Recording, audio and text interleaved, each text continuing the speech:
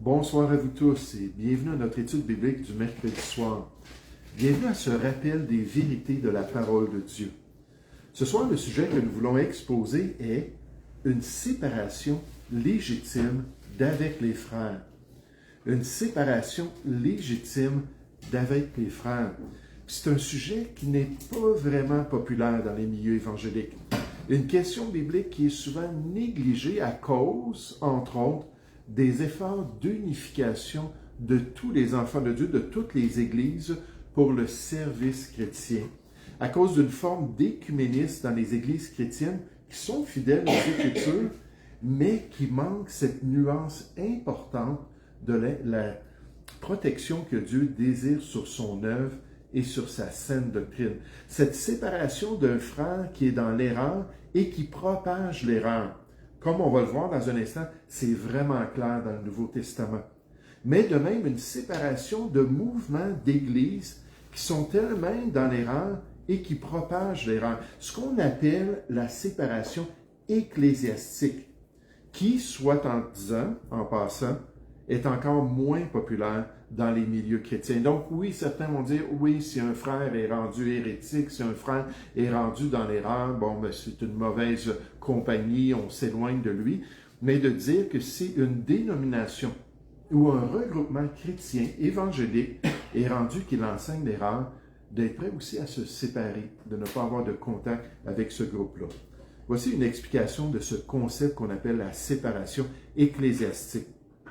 La séparation ecclésiastique fait référence au principe ou à la pratique consistant à maintenir une identité distincte et séparée des autres groupes religieux, organisations ou confessions, souvent à raison de différences doctrinales, éthiques ou pratiques. Ce concept est particulièrement significatif dans le contexte du fondamentalisme chrétien et de certains mouvements évangéliques conservateurs. Puis ici, au Bon Berger, on est une église fondamentaliste, une église qui est attachée au fondement doctrinal de la parole de Dieu. Voici les aspects clés de la séparation ecclésiastique. Premièrement, la pureté doctrinale. L'une des principales raisons pour la séparation ecclésiastique est le désir de préserver la pureté doctrinale, ce qu'on appelle la saine doctrine dans les Écritures. Les églises ou dénominations peuvent se séparer des autres pour éviter toute association avec des croyances ou des pratiques qu'elles considèrent comme hérétiques ou du moins contraires à leur interprétation des Écritures. Les normes morales et éthiques. La séparation peut également être motivée par des différences dans les normes morales et éthiques des assemblées. Une église peut se démarquer d'autres églises qui, selon elle, ne respectent pas les normes de comportement biblique ou qu'elles se livrent à des pratiques qu'elles jugent immorales. L'autonomie organisationnelle ou l'indépendance de l'église locale, nécessairement ici, on est une église indépendante. On ne fait pas partie d'une convention, une union ou une association. Puis on pense que c'est vraiment biblique, c'est important aussi. Certains groupes mettent l'accent sur l'indépendance et l'autonomie gouvernementale, choisissant de se séparer des structures confessionnelles plus grandes pour garder le contrôle de leurs propres affaires dans l'Église locale et éviter toute influence extérieure.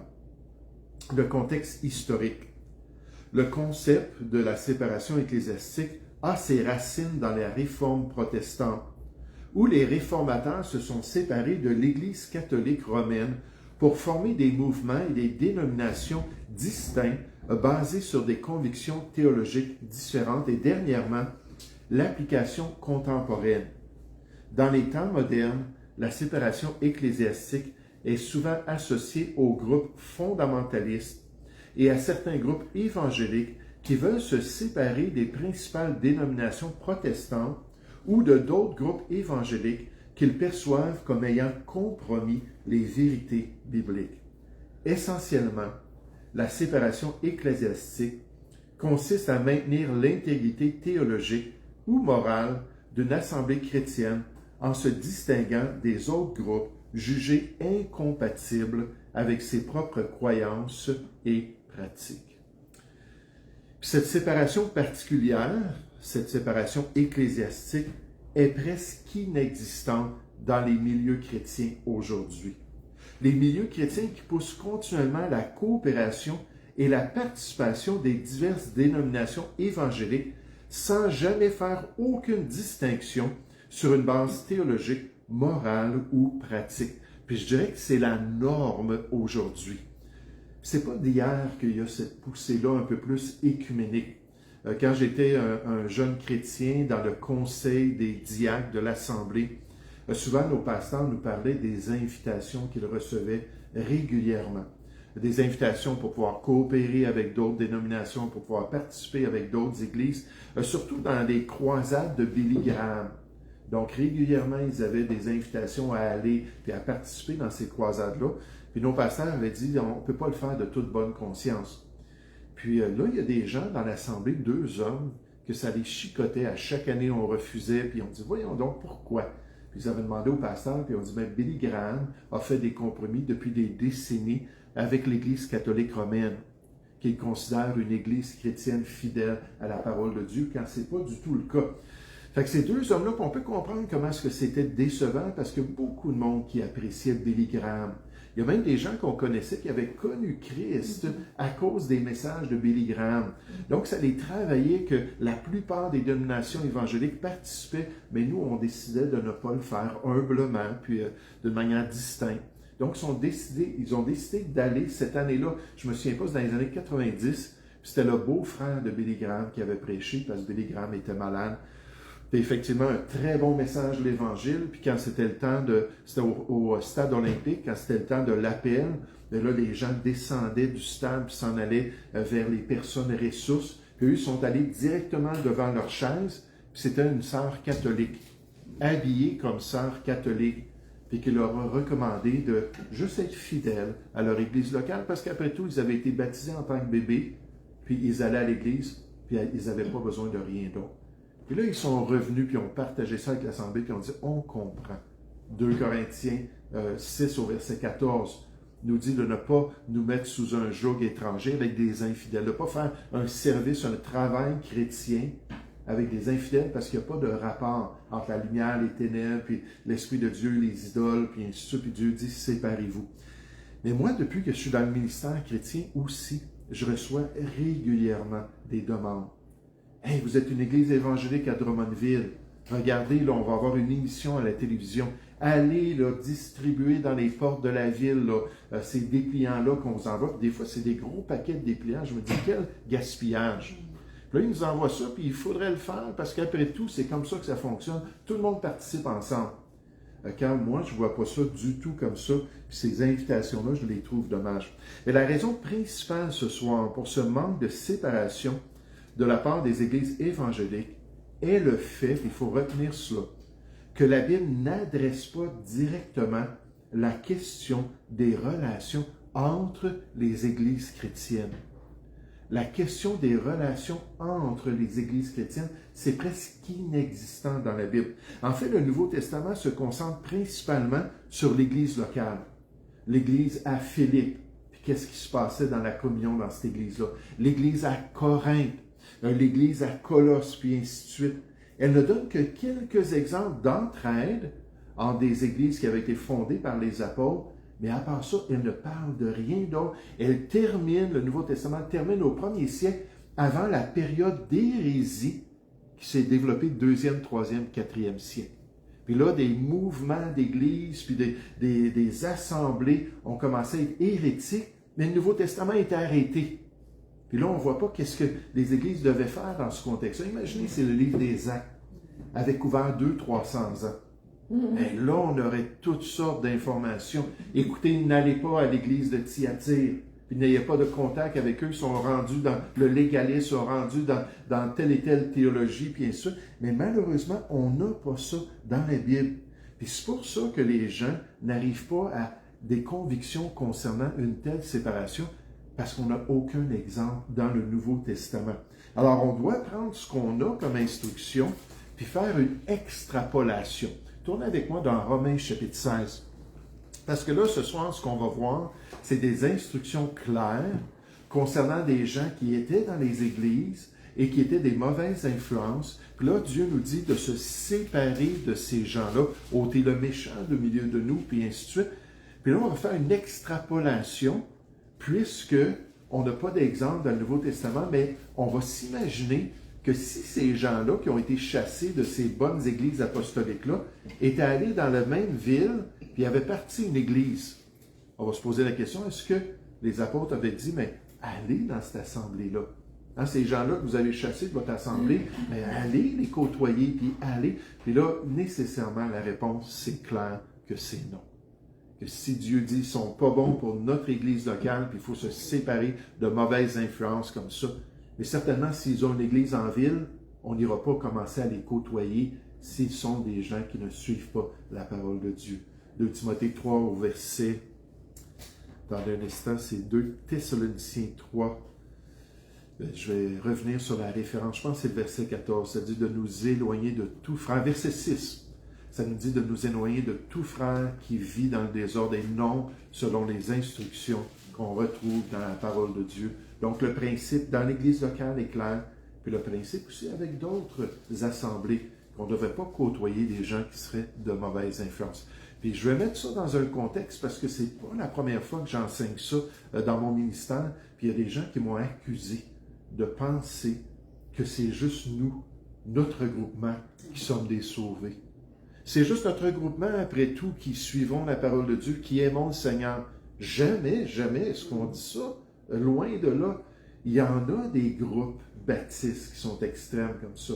Si on ne fait pas partie de leur église, on ne va même pas au ciel.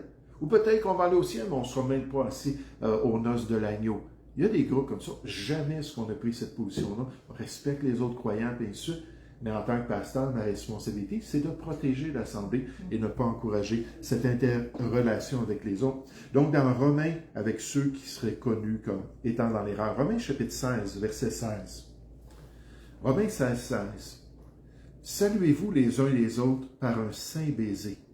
Toutes les églises de Christ vous saluent. Donc, Paul conclut son épître, puis le Saint-Esprit le pousse à terminer avec ces paroles. Verset 17. Je vous exhorte, frères, à prendre garde à ceux, puis on parle du contexte des églises ici, à ceux qui causent des divisions et des scandales au préjudice de l'enseignement que vous avez reçu des apôtres de Dieu. Éloignez-vous d'eux, la Bible nous dit. Donc, s'ils partent une église en ville, est-ce qu'on va aller les côtoyer? Non, on ne peut pas se tenir près d'eux dans l'église de Jésus-Christ, on n'ira pas dans d'autres assemblées. Car de tels hommes ne servent point Christ notre Seigneur, mais leur propre ventre. Et par des paroles douces et flatteuses, ils séduisent les cœurs des saints, puis souvent ce sont des gens avec moins de discernement spirituel qui sont dans ces assemblées, qui demeurent dans ces assemblées-là, ne sont pas une bonne influence. Pour vous, votre obéissance est connue de tous. Je me réjouis donc à votre sujet, vous êtes une église fidèle, une église obéissante. Et ce que je désire, que vous soyez sages en ce qui concerne le bien et purs en ce qui concerne le mal. Donc là, on voit la raison pour éloignez-vous d'eux, pour l'exhortation. Le Dieu de paix écrasera bientôt Satan sous vos pieds. Que la grâce de notre Seigneur Jésus-Christ soit avec vous. Donc, on avance un peu dans le temps, puis on pense à ce scénario-là que ces enseignants fâcheux-là partiraient une autre église dans la ville de Rome. Est-ce que vous pensez que Paul aurait encouragé les chrétiens à aller les côtoyer dans cette assemblée-là? Donc, pour moi, c'est clair. L'extrapolation est simple. Si on ne doit pas les côtoyer dans notre église locale, mais on ne devrait pas avoir de contact avec eux, même s'ils sont dans une autre assemblée. Mais le Nouveau Testament n'adresse pas un tel contexte entre les églises. Le message de séparation ne change toutefois pas, et autant individuellement que dans le contexte d'une assemblée ou d'une dénomination, la responsabilité est là. Ce n'est pas à dire que c'est seulement nous qui sommes des chrétiens. Loin de là, ou qu'on est les seuls qui aimons le Seigneur, Dieu le sait. Mais la participation avec des églises compromises à divers niveaux, pour moi, n'est pas sage. Dieu nous met en garde contre ça, pour pas qu'il y ait de confusion et de corruption qui s'introduisent dans nos vies. Nous avons le même problème aujourd'hui, nous dit le pasteur Warren Wiersbe. Et les chrétiens doivent se méfier des faux enseignants dans les églises chrétiennes. Paul donne 2 instructions à leur sujet ici dans Romains chapitre 16. Marquez-les ou identifiez-les et évitez-les. Donc c'est clair la responsabilité. C'est une question d'obéissance au Seigneur et de témoignage aux autres chrétiens. Le problème n'est pas de se faire ou de garder des amis. Des fois, c'est ça, hein? Je veux avoir des amis dans toutes les assemblées de la ville. Mais de plaire au Seigneur dans cette séparation et de maintenir un témoignage cohérent si on dit qu'on veut vraiment marcher dans la vérité, mais il faut le démontrer même dans notre séparation. Regardez l'Épître aux Galates au chapitre 5. Un autre exemple de séparation au niveau de l'Église. Galates chapitre 5. Peut-être pour vous ce soir, vous dites « Wow, hey, j'ai jamais entendu ces choses-là, puis pour moi c'est vraiment bizarre, c'est nouveau, puis j'ai de la misère à comprendre. » Puis j'ai de l'empathie pour ça, mais pour moi, j'ai toujours entendu ça. Dès le début de ma vie chrétienne, puis dans ma formation biblique, puis après ça, dans mon ministère, puis alors que j'étudie la parole de Dieu, pour moi, en tant que pasteur, c'est une responsabilité d'être un évêque, de veiller sur le bien-être de l'Église.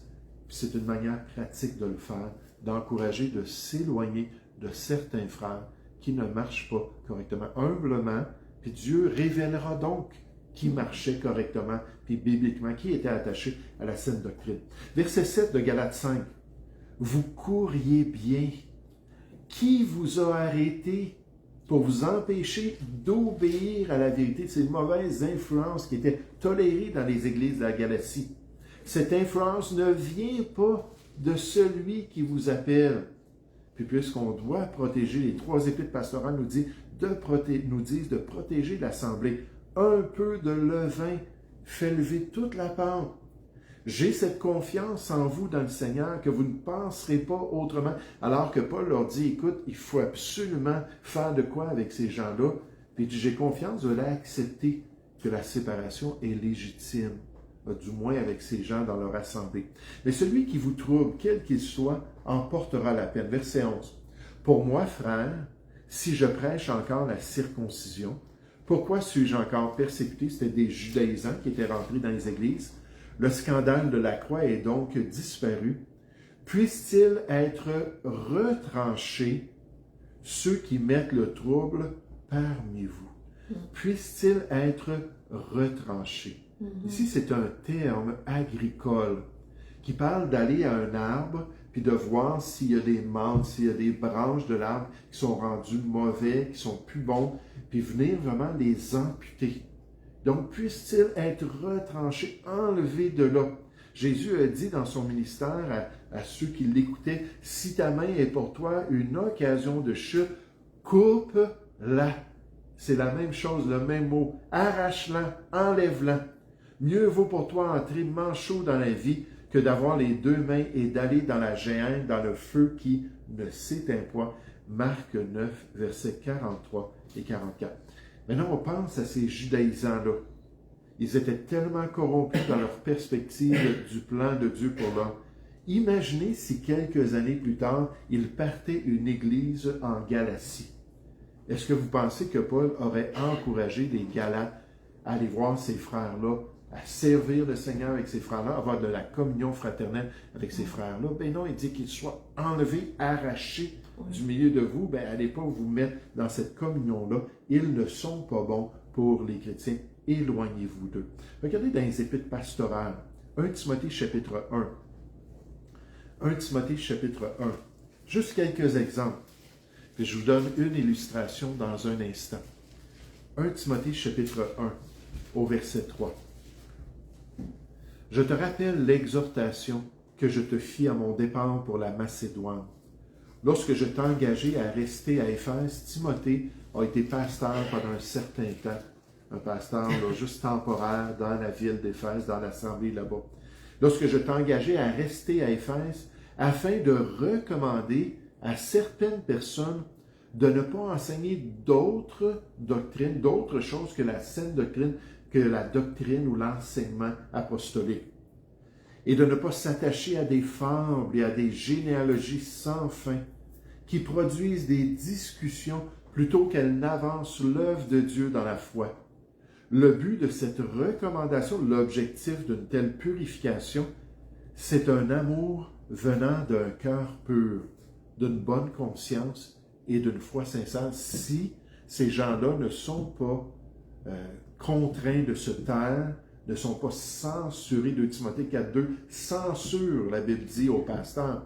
S'ils ne sont pas censurés, mais comment est-ce que vous allez avoir un cœur pur devant le Seigneur avec toutes ces fausses informations, une bonne conscience, une foi sincère? Quelques-uns s'étant détournés de ces choses, verset 6, se sont égarés dans de vains discours. Ils veulent être docteurs de la loi, ils ne comprennent ni ce qu'ils disent, ni ce qu'ils affirment. Et si ces gens-là partaient à une autre église à Éphèse, est-ce qu'on irait les côtoyer? Si on savait que c'était eux, si on connaissait leur réputation d'être des gens qui n'étaient pas équilibrés bibliquement, bien non, c'est certain. Regardez la deuxième épître à Timothée au chapitre 2. La deuxième épître à Timothée au chapitre 2. À partir du verset 14. 2 Timothée chapitre 2, verset 14. Ce qu'on fait en ce moment, c'est qu'on regarde les instructions au niveau de l'Église locale, puisque les églises apostoliques étaient encore assez fidèles à Dieu et qu'on ne donne pas d'informations concernant une église qui serait hérétique. Déjà, on voit dans Apocalypse chapitre 2 et 3, les 7 églises qui se trouvaient en Asie mineure, on voit qu'il y avait pas mal de corruption qui s'était développée, mais ça c'était à la fin du 1er siècle, puis la Bible elle arrête avant qu'on voit, comme j'ai dit, les périodes d'hérésie qui allaient suivre avec tous les mouvements d'hérésie dans les dénominations qui s'est développées. Verset 14 de Timothée chapitre 2 rappelle ces choses en conjurant devant Dieu qu'on évite les disputes de mots qui ne servent qu'à la ruine. Le mot c'est catastrophe dans l'original. Qui ne servent qu'à la catastrophe de ceux qui écoutent. Efforce-toi de te présenter devant Dieu comme un homme éprouvé, un ouvrier qui n'a point à rougir, qui dispense droitement la parole de la vérité. Ça, c'est prioritaire dans le ministère chrétien. C'est l'idéal d'avoir des ouvriers qui sont vraiment fidèles. Évite les discours vains et profanes, car ceux qui les tiennent avanceront toujours plus dans l'impiété, dans le rejet de la volonté de Dieu, la rébellion envers Dieu. Est-ce qu'on veut des influences dans notre vie comme ça? Des gens, des dénominations qui avancent toujours plus dans la folie. J'ai vu en Russie, les milieux évangéliques en ce moment ont un mouvement surnaturel qui est très, très populaire. Puis là, ils montraient des vidéos. Puis là, on voyait ces gens-là, tout le monde embarquait sur les estrades dans les églises. Puis là, ces gens-là qui venaient les frapper, puis là, ça tombait en foule par terre, puis ainsi de suite. Puis là, un auteur dit, ouais, il dit, même en Russie, il y a le mouvement démoniaque de ces télévangélistes-là, puis ainsi de suite. Fait que ça, c'était son analyse. Mais je regardais ça, puis je me disais, c'est tellement évident que tu ne veux pas cette influence-là dans ta vie.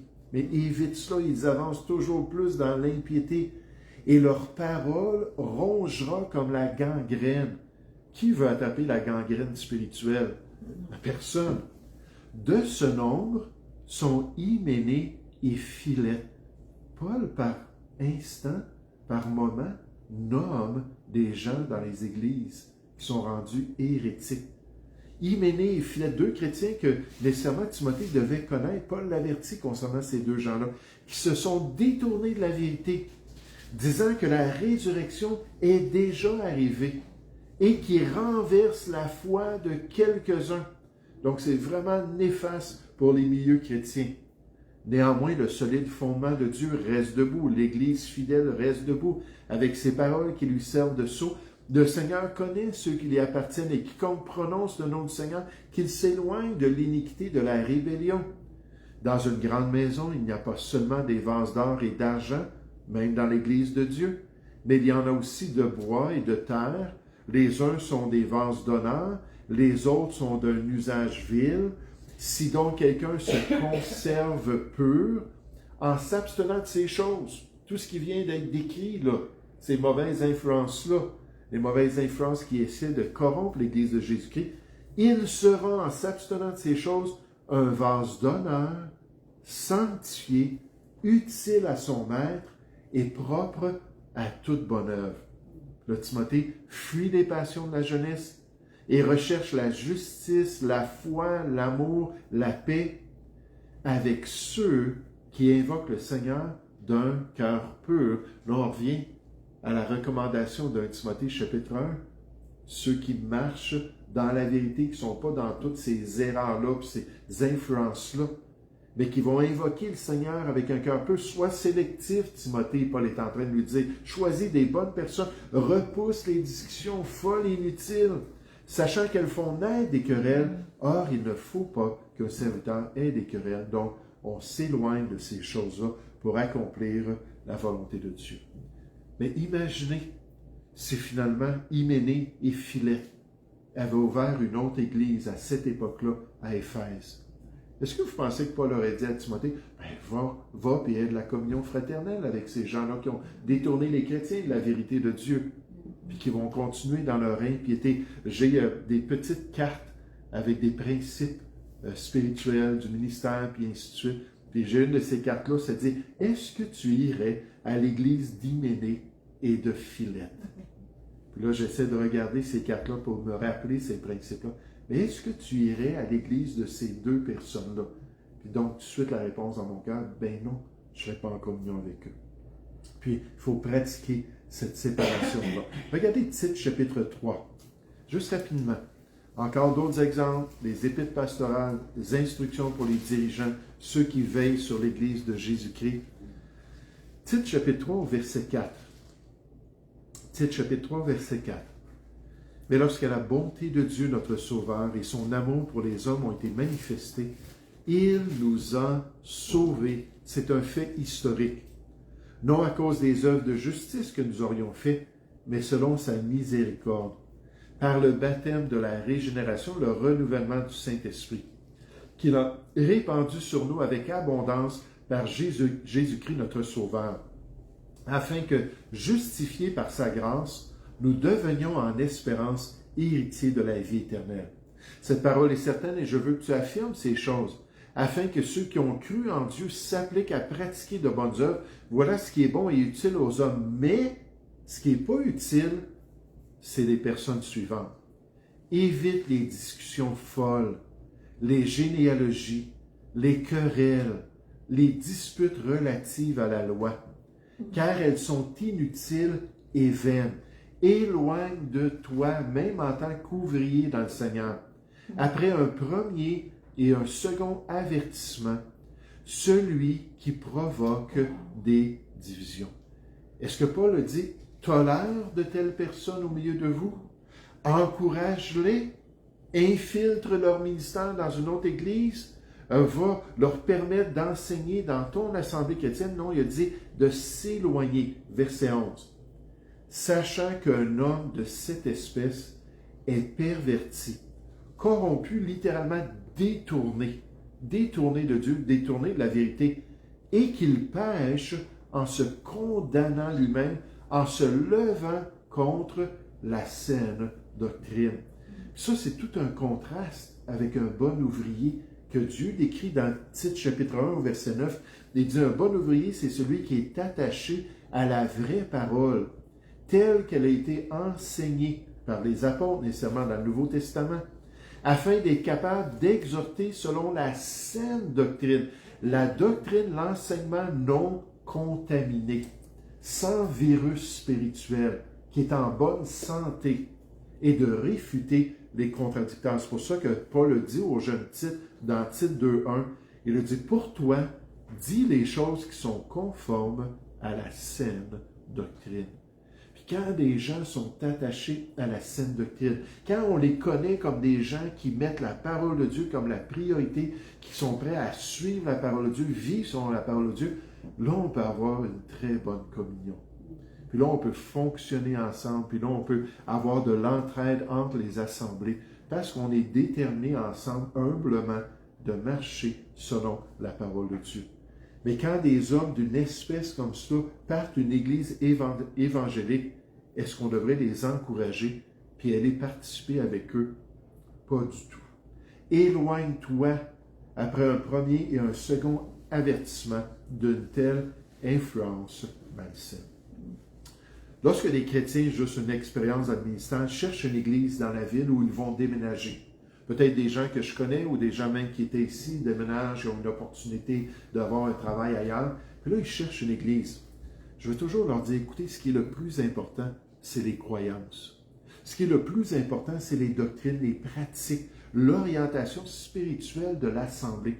Allez visiter les sites Internet, regardez s'ils ont une confession de foi, considérez si c'est vraiment biblique, allez puis assistez pendant un certain temps, mais il ne faut pas faire de compromis avec ces éléments-là qui sont de base. C'est important pour ces familles, c'est important pour eux spirituellement. J'aimerais juste vous illustrer ça par une expérience que j'ai eue, ça fait des décennies de cela. Un couple d'amis chrétiens sont venus me voir pour me dire qu'ils allaient aller dans une nouvelle assemblée. C'était des gens qui assistaient dans notre église depuis un certain temps, mais on a eu une division. Je pense qu'il y a 8 familles qui ont quitté, donc c'était assez difficile. Mais là, ils sont allés, ils ont dit, on va aller dans telle et telle église. Puis leurs arguments pour cette église en particulier, lorsqu'ils l'ont présentée, c'était qu'il y avait beaucoup de gens. C'est une église bien développée avec beaucoup de programmes, toutes sortes d'opportunités. Puis ils étaient vraiment excités de pouvoir aller à cette église-là. Là, j'ai dit, mais est-ce que vous savez c'est quoi les doctrines, les croyances, c'est quoi les influences spirituelles dans cette assemblée-là? Ils ont dit, non, mais ils ont dit, c'est merveilleux, c'est bien, on veut aller là. Mais en même temps, une autre personne que je côtoyais m'a donné une série d'études que ce pasteur-là, le pasteur Seigneur, avait prêché pendant l'été 12 sermons sur un sujet particulier. Donc j'ai dit, ben là, je vais apprendre un petit peu plus ce qu'il croit. Fait que j'ai pris ça, à cette époque-là, c'était des cassettes, j'ai écouté ça, puis là, à 2 minutes 25, il a dit telle et telle chose. J'ai pris ça dans un calepin, puis j'ai tout écouté, les 12 études, puis je suis allé voir ce couple-là. J'ai dit, ben moi, je pourrais vous dire ce qu'ils pensent, parce que j'ai une bonne idée. Là, j'ai commencé à leur demander. J'ai dit, là, il a dit ça. Encore une fois, j'avais écrit à tel moment dans telle et telle cassette, telle et telle session. J'ai dit, d'après vous, avec votre connaissance de la parole de Dieu, est-ce que c'est vrai? Puis les deux ont regardé et ont dit, non, c'est pas vrai. J'ai dit, OK. Est-ce que c'est important pour vous? Il a dit, non, c'est pas vrai, mais on va être capable de discerner les choses une fois là. Après ça, je suis allé dans une autre chose qu'il a dit, puis je dis, est-ce que son interprétation est valide? Est-ce qu'il a tordu le sens des Écritures? Ils ont dit, ouais, il a pas mal tordu, c'est pas ça que ça veut dire dans le passage. Après ça, je suis allé dans une autre chose, puis là, j'ai dit, est-ce que c'est ça vraiment que vous voulez que vos enfants, parce qu'ils avaient des jeunes enfants, apprennent à l'avenir? Ces genres de choses-là, ils ont dit, non, pas vraiment. Fait que là, on a regardé plein d'exemples, pas toutes, mais plein d'exemples, puis ils étaient déterminés. C'est à cette église-là qu'ils allaient aller. Puis en fait, c'était exactement là qu'ils sont allés, depuis plus d'une vingtaine d'années.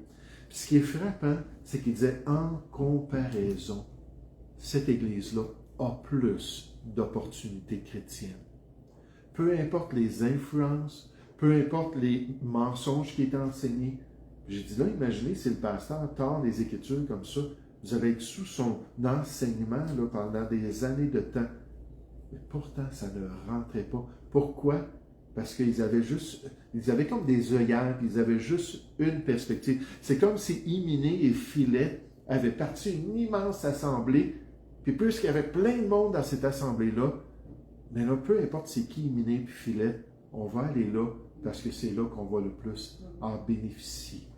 Alors que la base n'était pas là. Si les enfants de Dieu sont trompés, puis ils ne suivent pas convenablement la parole de Dieu, c'est pas un problème pour ces gens. Maintenant, en tant que pasteur dans le ministère, ça m'a vraiment blessé, puis à la lumière des avertissements bibliques, je savais qu'un peu de levain allait effectivement faire lever toute la part dans les croyances, les pratiques et la direction de ces vies-là. Un peu de corruption doctrinale va affecter les croyances des enfants de Dieu, puis c'est pour ça que j'encourage les chrétiens à s'éloigner de l'erreur, à s'éloigner de ceux qui l'enseignent, ceux qui le propagent. Les diverses erreurs des faux enseignants doivent être évitées coûte que coûte, car elles n'ont aucun bénéfice spirituel et sont même spirituellement préjudicial. C'était la première fois que j'entendais ça. Préjudicial. Celui qui choisit d'enseigner contrairement à l'enseignement apostolique doit être discipliné en n'ayant rien à voir avec lui. Donc, au niveau de l'Église locale, on s'éloigne de lui. Parce qu'il ne tient pas compte des avertissements concernant la vérité apostolique, certaines églises peuvent être sûres qu'un tel homme est pervers et qu'il s'est éloigné de Dieu. Et peut également être sûr qu'il est ainsi condamné lui-même par sa conduite qui s'élève contre la parole de Dieu. Et Dieu nous dit, séparez-vous, éloignez-vous de lui. Que ce soit dans l'Église locale, puis moi j'encourage que ce soit dans d'autres églises, si elles sont connues pour être hérétiques, pour enseigner des faussetés, même dans les églises évangéliques, il y en a que c'est vraiment des faussetés. Alors il faut juste avoir du discernement, humblement dire, ben, je me tiens loin des mauvaises influences, je ne veux pas mettre un peu de levain dans mon cœur, dans ma vie, et dans la vie de ma famille. Nous allons prier ensemble.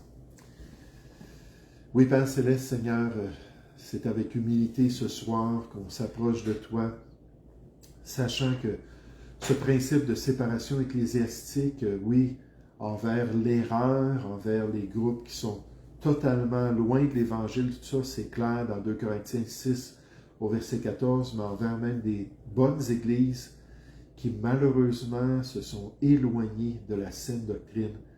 Alors là, c'est plus une interprétation, une application de ces principes de séparation. Et Seigneur Père, je vais toujours être là pour l'encourager. Et pour encourager les chrétiens à trouver des amis dans des églises qui ont une foi similaire et qui sont vraiment attachés à la saine doctrine. La doctrine, Seigneur, c'est important. Et c'est l'Église locale dans le Nouveau Testament qui est prioritaire. C'est par elle qu'on sert le Seigneur, c'est par elle qu'on évangélise, c'est par elle qu'on accomplit ta volonté. Et enfin, on n'a pas vraiment besoin des autres regroupements pour pouvoir, Seigneur, te servir et pour pouvoir te suivre.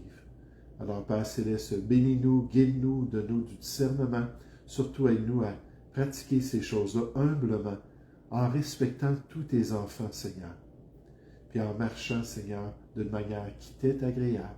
Nous te prions au nom du Seigneur Jésus. Amen.